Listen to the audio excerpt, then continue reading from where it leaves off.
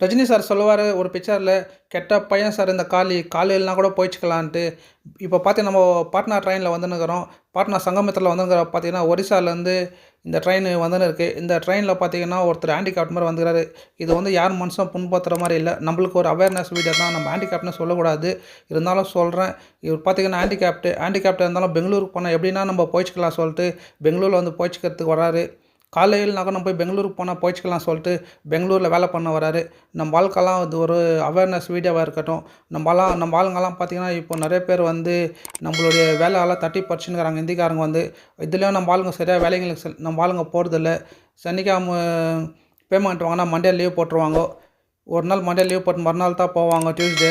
இப்போ பார்த்தீங்கன்னா, இவர் காலையிலனா கூட நம்ம பெங்களூருக்கு போனா எப்படின்னா போயிச்சுக்கலாம் சொல்லிட்டு, இந்த ட்ரெயினில் பாட்னா ட்ரெயினில் வந்துன்னுக்கிறாங்கோ. சங்கமித்ரால.